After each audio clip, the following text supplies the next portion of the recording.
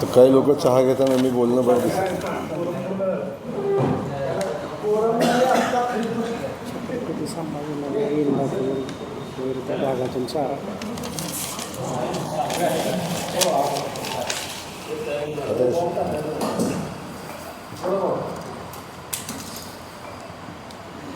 आज सोलापूर जिल्ह्यातल्या पूर परिस्थितीच्या संदर्भात बोलत असताना काल परवा कमी झालेलं पाणी पुन्हा 1,55,000च्या आसपासचा क्युसेक्सनं पाणी आज शिना नदीमध्ये पुन्हा येते आणि बऱ्याचशाच गावामध्ये पुन्हा आज पाणी आहे. सुदैवानं आता मराठवाड्यामध्ये ग्रीन अलर्ट आहे. आज सोलापूर जिल्ह्यामध्ये पण ग्रीन अलर्ट आहे. त्यामुळं पाण्याची पातळी याच्यापेक्षा अधिक वाढेल अशी आता परिस्थिती नाही. परंतु सद्यस्थितीत जिल्ह्यामध्ये साधारण 12,500 कुटुंब बाधित झालेली आहेत आणि साधारण 45,000च्या आसपासची लोकसंख्या डायरेक्ट यानं बाधित झालेली आहे. ती संख्या अजूनही वाढण्याची शक्यता खूप मोठ्या प्रमाणावर आहे आणि हे असताना खूप मोठ्या संख्येनं घराची झालेली पडझड ही खूप मोठ्या संख्येनं झालेली आहे. आज मी मगाशीच प्रशासनाची या संदर्भात बैठक केली आणि त्यांना तातडीच्या सूचना दिलेल्या आहेत. जी लोक रेस्क्यू कॅम्पमध्ये आहेत त्या लोकांच्या सगळ्या सोयीसुविधांची व्यवस्था, त्या ठिकाणी त्यांच्या आरोग्याची व्यवस्था, त्यांच्या जेवणाची व्यवस्था, या सगळ्या व्यवस्था आज प्रशासनाकडून दिल्या जात असताना जवळजवळ 18,500च्या आसपास जनावरं बाधित आहेत. त्यांच्याही चाऱ्याचा खूप मोठा प्रश्न उभा राहिलेला होता. त्या चाऱ्याचा साधारण रोज 144 मेट्रिक टन चारा लागेल अशा पद्धतीची परिस्थिती आहे आणि या 2 दिवसात प्रशासनानं तशा सूचना दिल्यानंतर छत्रपती संभाजीनगर असेल किंवा सातारा जिल्हा असेल, अन्य काही जिल्ह्यातनं चाऱ्याची उपलब्धता करून संबंधित तालुक्यामध्ये चारा पोचवण्याचं काम केलं आणि त्या जनावरांनाही आता चारा बऱ्यापैकी आता पोचतो आहे. काही ठिकाणी पोचत नाही, त्याही ठिकाणी आपण व्यवस्था करतो. त्यासोबत जवळजवळ 81 गावाची लाईट वीज खंडित झालेली होती. त्यामुळे त्या गावामध्ये खूप मोठ्या प्रमाणावर वीज खंडित झाल्यामुळं लोकांची गैरसोय होते. परंतु पाठीमागच्या 2-3 दिवसात झालेल्या बैठकीच्या अनुषंगानं तेव्हापासून प्रशासनाने खूप ताकदीने काम केलं आणि जवळजवळ 27 गावं सोडली तर बहुतांश ठिकाणी मुख्य गावठाणामध्ये आता वीज जोडणी झालेली आहे. त्या ठिकाणी आता वीज पोचली, पण पुन्हा काही ठिकाणची वीज खंडित झालेली आहे. काही ठिकाणी MSEBच्या अधिकाऱ्यांनी सबस्टेशन दुरुस्त केलं होतं, त्या ठिकाणी पुन्हा पाणी आलं आणि त्या ठिकाणी पुन्हा समस्या निर्माण होत आहेत. तो एक विषय आहे. परंतु बहुतांश गावाला आता वीज जोडणी देत असताना 27 गावं अजून बाकी आहेत. जसा पूर कमी होईल आणि जसं त्या ठिकाणी जाणं येणं शक्य आहे त्या ठिकाणी लोकांची वीज जोडणी गावठाणाची करता येईल. ज्या वाड्या वस्त्या आहेत ज्या खूपच नदीच्या बाजूच्या ज्या वस्त्या आहेत त्या ठिकाणी मात्र वीज जोडणी तात्काळ आता शक्य नाही. तर साधारण 15-20 दिवसाचा अवधी लागेल. नंतर अनेक ठिकाणी पोल वाहून गेलेले आहेत, पोल पडलेले आहेत.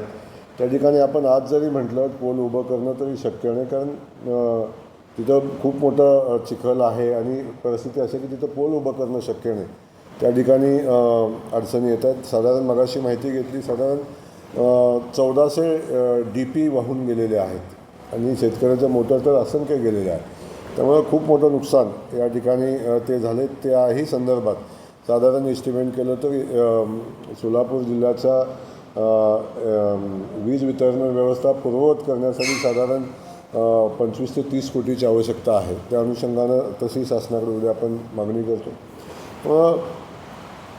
खूप ज्या प्राथमिक गरजा आहेत त्या खूप मोठ्या संख्येनं आहेत आणि त्याची संख्याही खूप मोठी आहे. साधारण जवळजवळ 17-18-20 हजार कुटुंब बाधित जेव्हा झालेले, मुख्य बाधित आणि अंशतः बाधित अशी जवळजवळ 20,000 कुटुंब बाधित झाली. त्या लोकांना प्राथमिक गरजा पुरवणं आवश्यक आहे. खूप सेवाभावी संस्था मदत करत आहेत आणि त्या ठिकाणी लोकांना मदत देण्याचं काम चालू आहे. परंतु लोकांचा संसार सुरळीत व्हायला किमान महिन्याचा अवधी लागेल आणि त्या महिनाभर लागेल एवढ्या सगळ्या जीवनावश्यक वस्तू, कपड्यासह सगळ्या जीवनावश्यक वस्तू त्यांना मिळणं गरजेचं आहे. त्याही संदर्भात आपण प्रशासकीय पातळीवर तातडीच्या उपाययोजना करतो आहे आणि येणाऱ्या 3-4-5 दिवसामध्ये आपण जेवढे बाधित कुटुंब आहेत त्यांना आता आपण तर धान्य आणि तांदूळ आत्ताच आपण पोच केलेला आहे, तोही करतो आहे. आपण चारा मोफत देतो आहे. पाण्याची व्यवस्था आपण त्या लोकांची केलेली आहे. त्याने पाणी देण्याचं काम परमानची 40 लिटर चालू आहे. परंतु दिवाळी तोंडावर आहे. अशा परिस्थितीमध्ये या सगळ्या लोकांना महिनाभर पुरेल एवढं अन्न, धान्य आणि कपड्याची व्यवस्था करणं गरजेचं आहे.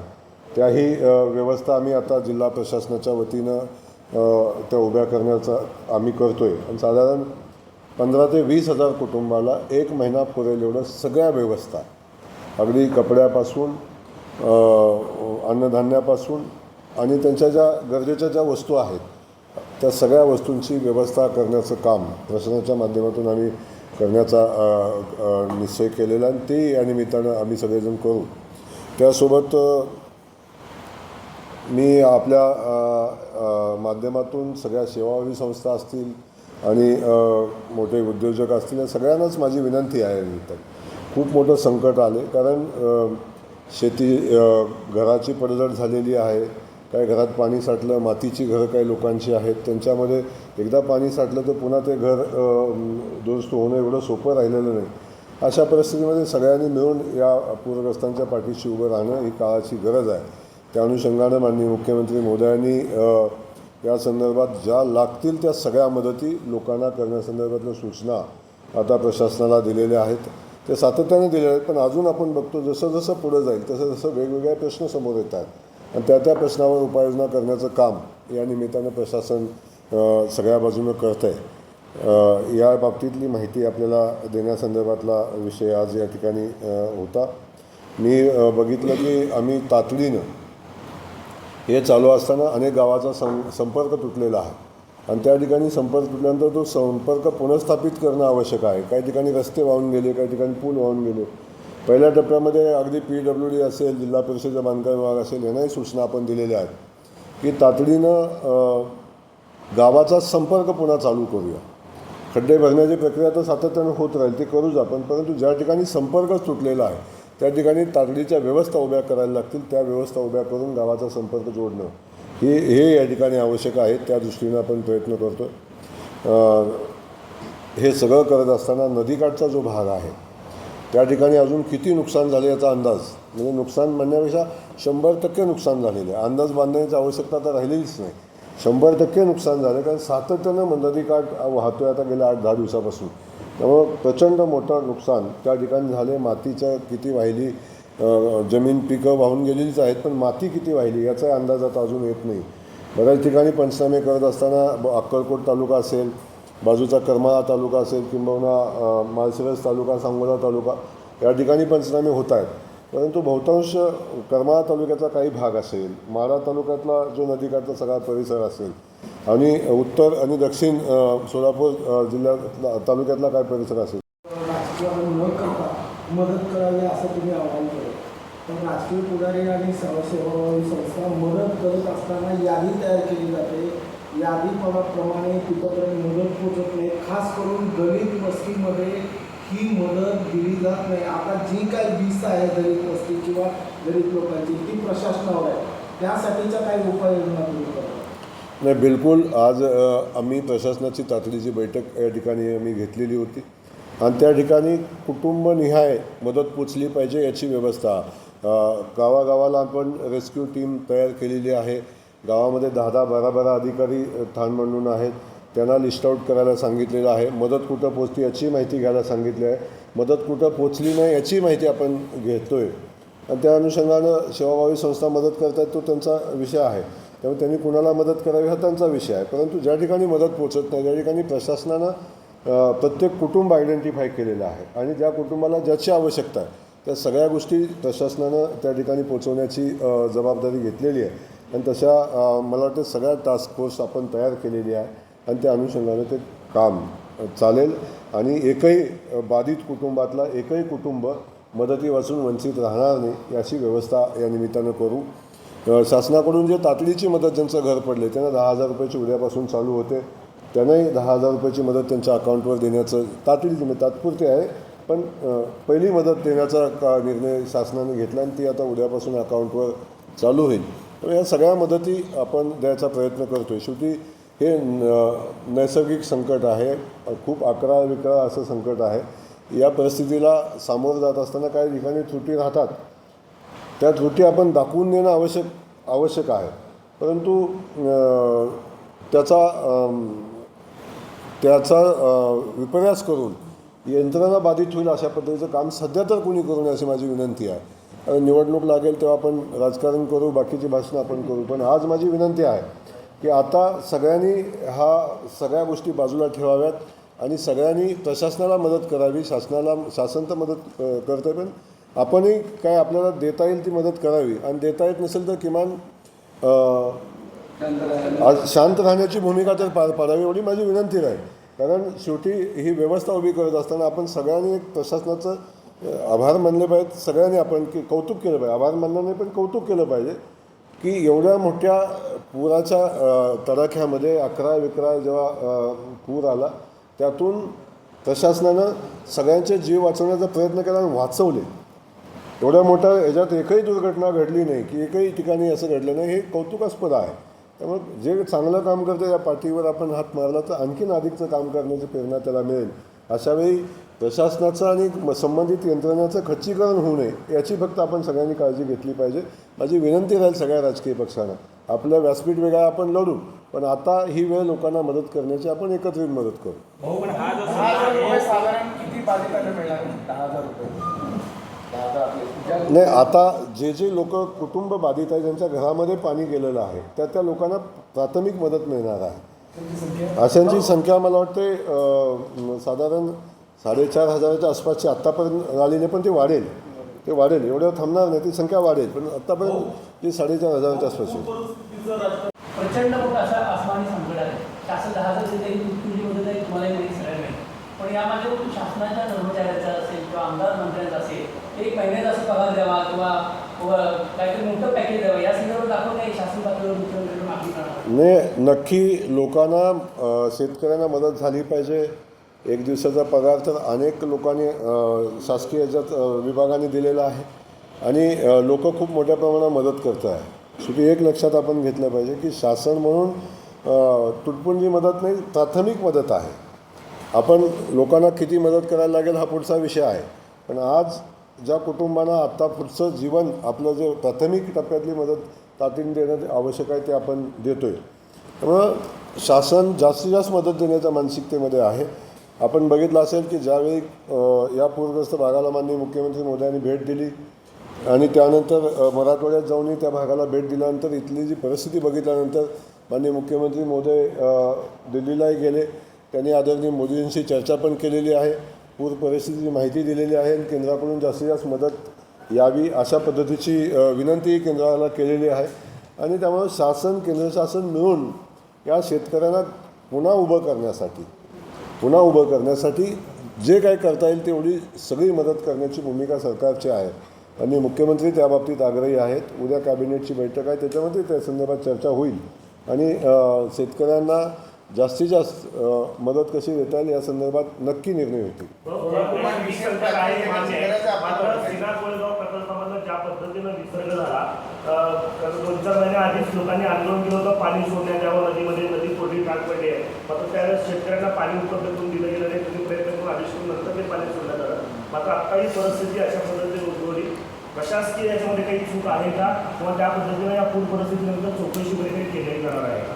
आपण वारंवार ह्या गोष्टी आपण मांडताय, ती परिस्थिती आपण समजून घेतली पाहिजे.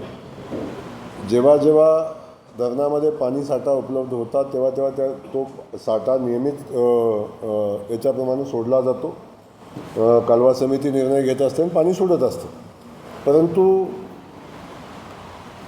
जेव्हा पाणीच नव्हतं, परिस्थिती आपल्याला माहिती आहे की धरणामध्ये पाणीच आता मायनसला होतं, तेव्हा पाणी सोडणं तेव्हा शक्य नव्हतं, तेव्हा लोकांची मागणी अवश्य होती.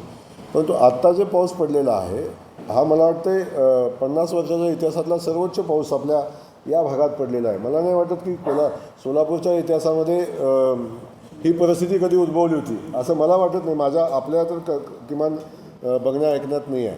त्यामुळं हे आसमानी संकट आहे आणि आसमानी संकटाचा सामना करत असताना प्रशासन आणि ह्या व्यवस्थेच्या हातात किती गोष्टी राहिल्या होत्या. पाणी ज्या ठिकाणी धरणं भरणं किंवा नॅचरल गेट होती, ओव्हरफ्लो झालेलं पाणी खाली येणार होतं, कोणी अडवून ते पॉसिबल नव्हतं.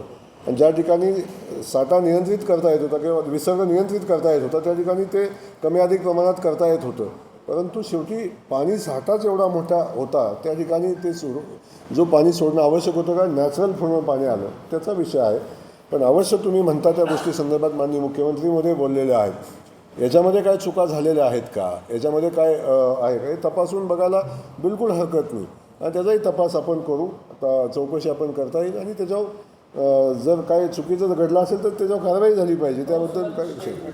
सोलापूर शहरातला एक प्रश्न आहे. पिंपळगावमध्ये तरी सगळी ज्या दिवशी अतिवृष्टी झाली त्या दिवशी पाणी केली, महापालिकेने काही सूचना दिल्या. त्या सूचनांचं तेवढं मनावर पद्धतीनं पालन नाही केल्यामुळे काल देखील दुफाभवानी मंदिराजवळ सोलापूर ते तुळजापूर रस्ता बंद झाला होता आणि कालीही जवळपास 300-400 लोकांच्या घरामध्ये वसंत विहार असेल, यश नगर असेल, स्वराज विहार असेल तिथं पाणी गेलं. त्यानंतर काल सकाळी महापालिकेच्या जेसीबीवर काही ठिकाणी पाण्याची वाट वाढवली. म्हणजे आपण सांगितल्यानंतर पण तिथल्या पात्रामध्ये आपण म्हणताय ती वस्तुस्थिती खरी आहे. महापालिकेला मी सूचना दिलेल्या होत्या. परंतु एक तिथं प्रॉब्लेम झालेला आहे ते तुम्हालाही ज्ञात आहे आणि सगळ्यांना ज्ञात आहे.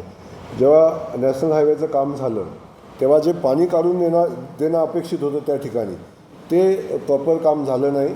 त्या संदर्भात मी हायवेच्या लोकांना बोलवून घेतलं होतं, त्यांच्यासोबतही बैठक झालेली आहे. पण सातत्यानं पाऊस पडतो आहे त्यामुळं एकदा तो पाणी काढून देणं आवश्यक आहे. ज्या भागात पाणी साठते कारण ते पाणी हायवे ओलांडून पलीकडं जात नाही, ज्या ठिकाणी जाणं अपेक्षित त्या ठिकाणी जात नाही, त्यामुळे ते पाणी तुंबून राहतं आणि ते तुंबून राहिलेलं पाणी लोकांच्या घरामध्ये येतं. ही वस्तुस्थिती आहे आणि ते पुन्हा काल थोड्या प्रमाणावर ते झाले. परंतु त्याच्यावर कायमस्वरूपी तोडगा काढण्यासाठी नॅशनल हायवेसोबतच आपल्याला बसायला लागेल आणि महापालिका नॅशनल हायवेचे अधिकारी मिळून त्यातनं जी चूक झालेली आहे ती सुधारायला लागेल.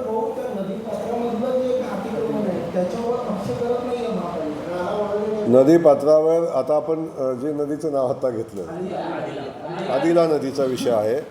आपण फक्त याच ठिकाणी नाही बघत, आपण जाताना बघतोय काय अवस्था आहे. नदीपात्र राहिलेच कुठं आणि जे राहिले ते भरून आले. म्हणजे ज्या नदीच्या खोलीकरणाची आवश्यकता त्या ठिकाणी आहे. त्यामुळं त्याच्यावर एक वेगळा विषय चर्चेचा आहे, त्या ठिकाणी आपण करू. पण आज प्राथमिक टप्प्यामध्ये माझी विनंती आहे की आपण ज्या याच्यावर आपण बोलतोय किंवा ज्या विषयावर पूर्व भागामध्ये ज्या काही घरांना बाधित झालेली घरं आहेत अशा घरांना पंतप्रधान आवास योजना किंवा रमाई आवास योजनेतून पुन्हा या योजनेचा लाभ देऊन त्यांची घर उभा करण्यासाठी प्रशासनाचे प्रयत्न असतात. नाही, त्याच्यावर आत्ताच आमची मगाशी बैठक झाली त्यातही आम्ही चर्चा केलेली आहे. जी घरं 100% पडलेली आहेत, 100% जो घरच पडलेलं आहे त्या घराला मदत करणं आवश्यकच आहे. त्या ठिकाणी कुठल्या स्कीममधनं घर देता येते किंवा 100% पडझड झालेल्या घराला 1,20,000ची तातडीची मदत येते, त्याच्यामध्ये अधिकची मदत घालून त्याचं घर कसं उभं करता येईल याही संदर्भात आपण चर्चा करतो. ते मी माननीय मुख्यमंत्री महोदयाशी या संदर्भात आपण चर्चा करू. त्यामुळं शेवटी एक आहे की हे सरकार लोकांसाठी काम करतं, हे जनतेचं सरकार आहे. जनता संकटात असताना सरकारनं मागं राहणं अपेक्षितच नाही. पण सगळ्या ठिकाणी सरकार जे जे शक्य आहे ते सगळं करेल. आणि पण MSCची कल्पना सुद्धा राहत नाही. ठीक आहे, आता ते मी माहिती घेतो. जसं घडलं असेल तर आपण तशा सूचना देऊ. शेवटी लाईटची आवश्यकता असते आणि जेव्हा आवश्यकता नाही असतानाही काही ठिकाणी धोका झाला असेल निर्माण तर त्या ठिकाणी बंद करणं अपेक्षित आहे. तेव्हा त्या संदर्भातल्या सूचना आपण प्रशासनाला देऊ. महावितरणचं 30 कोटी आपण सांगितलं होतं, तर बाकीचे जे एजन्सी आहेत PWD आहे असा एकत्रित आकडा काढला लागेल सोलापूर जिल्ह्याचं किती नुकसान झालं. आता MSCBची चर्चा माझी झाली, त्यांनी तो आकडा मला आता बैठकीत सांगितलेला आहे. PWDचे सोबत अधिकारी होते, त्यांनाही मी तातडीनं सांगितलेलं आहे की आत्ता फक्त गावाचा संपर्क तुटलेला आहे ज्या ठिकाणी संपर्क तुटला आहे, ज्या ठिकाणी रस्ता वाहून गेला का, ज्या ठिकाणी नवीन काढा. वीज वाहून गेलेले आहेत त्याला प्रायोरिटी आपण द्या. खड्डे भरायची प्रक्रिया त्यानंतरची प्रक्रिया आहे. आणि मग तात्पुरती दुरुस्तीचा विषय आहे. त्याही सूचना मी परवाच्या बैठकीमध्ये दिल्यानंतर कालच चीफ इंजिनियरकडून आपल्या ACला पत्र आलेलं आहे की तातडीची दुरुस्तीचं सर्वे करा आणि जे शक्य आहे ते चालू करा आणि जे अशक्य आहे त्याचा प्रस्ताव तातडीने आमच्याकडे पाठवा. 2 दिवसापूर्वी कालच पत्र आले आणि तशी कारवाई चालू झाली. आत्ता मी तात्पुरत्या रस्ते दुरुस्तीसाठी DPCतनं 4 कोटी रुपयाची तातडीची तरतूद केलेली आहे आणि तशा सूचना कलेक्टर महोदयांनी जिल्हा परिषदेच्या सीओना दिलेल्या आहेत. आणि तातडीनं रस्ते दुरुस्ती, ज्या ठिकाणी मुरुम टाकणं गरजेचं आहे, ज्या ठिकाणी खड्डे भरणं आवश्यक आहे आणि गावाची तातडी गावं तातडीनं जोडणं गरजेचं आहे, अशा ठिकाणी तातडीच्या सूचना देऊन पैशाची व्यवस्थापन केलेली आहे. सगळ्या विभागांचा एकच त्याच्यामध्ये ऊस घेतो ना. हां ना, एक समजून घ्या तुम्ही, ज्या ठिकाणी अतिवृष्टी झाली त्या ठिकाणी ऊसाचं नुकसान होईल का, तो त्या ठिकाणच्या परिस्थितीनुसार विषय आहे. परंतु ज्या ठिकाणी नदीकाठाच्या बाजूचा झरा आहे तिथं 100% ऊसाचाही पंचनामा करायला लागतो, तिथं कुठलाच विषय नाही. ज्या ठिकाणी सातत्यानं 8-10 दिवस पाणी ऊसामध्ये आहे किंवा अर्ध्याच्या वर किंवा संपूर्ण ऊसच पाण्याखाली आहे त्याचा काही विषयच येत नाही, तिथे 100% पंचनामे करायला लागते. परंतु 100% नदीकाठच्या सगळ्या भागातला ऊसाचाही पंचनामे आपण करू. परंतु जो भाग आता अतिवृष्टी जरी झाली तरी ऊसाला लगेच नुकसान ऊसाला पोचलं अशी परिस्थिती नसते. त्या ठिकाणी ऊसाच्या पंचनाम्याची आवश्यकता नाही, बाकी सगळ्या पिकाच्या पंचनाम्याची आवश्यकता आहे. भाऊ, शरद पवार असं पक्ष करतायत का महाविकास आघाडी? पूर परिस्थितीचं राजकारण कोण करतोय? महायुतीतले मित्र पक्ष करतायत का महाविकास आघाडी करते? का तुम्ही 2 वेळा आवर्जून सांगितलं.